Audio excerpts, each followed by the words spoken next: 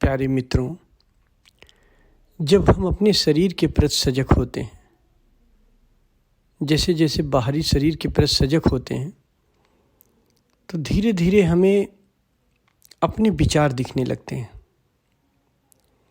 और जब हम विचार के प्रति सजग होते हैं, तो धीरे धीरे हमें भाव दिखने लगते हैं। और जब हम भाव के प्रति सजग होते हैं, तो धीरे धीरे संभावना वाली स्थिति दिखने लगती है, जहाँ बनती है। और जब संभावना वाली स्थिति को भी हम देख लेने में सफल हो जाते हैं, तो एक हमें बहुत बड़ा चमत्कार दिखता है। और वो चमत्कार ये है कि एक ऊर्जा दिखती है, ऐसी ऊर्जा जो ये सब बनाती है। तो जब आप उस ऊर्जा को देख ले जाओ, उस ऊर्जा का अनुभव कर ले जाओगे, तो आप बड़े आश्चर्य में पड़ोगे। आप देखोगे और एक बड़ी दुविधा में पड़ जाओगे। और सारी, कहते हैं, दुविधा में भी पड़ोगे और सारी दुविधाएं वहाँ ख़त्म भी हो जाएंगी।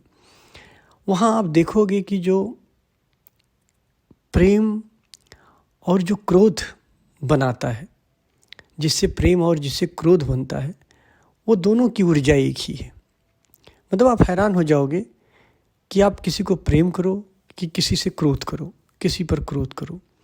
आप देखोगे एक पेड़ की ही दो शाखाएं हैं, कि आप क्रोध करो कि प्रेम करो। मतलब उसी ऊर्जा से प्रेम बनता है और उसी ऊर्जा से क्रोध बनता है। जब तक आप इस अवस्था तक न पहुंच जाओ, तब तक आप द्वंद्व से मुक्त नहीं हो सकते। और जब इस अवस्था में पहुंचते हो, तो आप देखते हो कि ये जो देखने वाला है, सारी की सारी ऊर्जा यहीं से आपकी वापस केंद्र पे लौट आती है। आप पूर्णतः अपने स्वरूप में स्थिर हो जाते हो। तो जब आप विचार को देख रहे हो, या शरीर के प्रति विचार को कर्म के रूप में देख रहे हो, विचार को भाव के रूप में देख रहे हो, तब तक आपके जीवन में कोई बड़ा परिवर्तन नहीं आएगा। आप ये न सोचना कि अगर आप पहली अवस्था में आप देखने लग गए हो, आप शरीर के लेवल पे देखने लग गए हो, तो बहुत बड़ा चेंज आ जाएगा। विचार के लेवल पे देखने लग गए हो तो बहुत बड़ा चेंज आ जाएगा। थोड़े थोड़े चेंज आते जाएंगे। लेकिन जिस दिन आप देख लोगे कि ये सारे काम, क्रोध, मोह, लोभ, ये सब एक ही ऊर्जा इनको बनाती है, तो आप समझ ही नहीं पाओगे अब मैं क्या करूं। आप एकदम शांत हो जाओगे, अब अपने स्वभाव में प्रकट हो जाओगे, असली स्वभाव में। और इसी अवस्था में आपको जाके ये पता चलेगा कि आप इन चीज़ों से मुक्त हो सकते हो, इन चीज़ों के पार जा सकते हो। आप एक ऊर्जा, एक एनर्जी हो, और सिर्फ वो एनर्जी हो जो काम, क्रोध, मोह, लोभ सारे रूपों में परिवर्तित होती रहती है, जो संसार बनाती है। तो कभी भी आप शरीर के लेवल पे, मन के लेवल पे, भाव के लेवल पे, विचार के लेवल पे, आप यहाँ जब देख लो तो एकदम अधीर मत हो जाओ कि यहाँ तक देख लिया, अभी कोई परिवर्तन नहीं हो रहा है। विचार तक देख लिया, कोई परिवर्तन नहीं हो रहा। भाव तक देख लिया, कोई परिवर्तन नहीं हो रहा। जब संभावना वाली स्थिति तक आप पहुँचोगे, वहाँ से परिवर्तन होना शुरू होगा। और जिस दिन आप देख लोगे, एनर्जी के रूप में देख लोगे, उस दिन परिवर्तन नहीं, महापरिवर्तन हो जाएगा। तो धैर्य रखो, पेशेंस रखो, अधैर्य मत हो, और यात्रा पे आगे बढ़ते जाओ।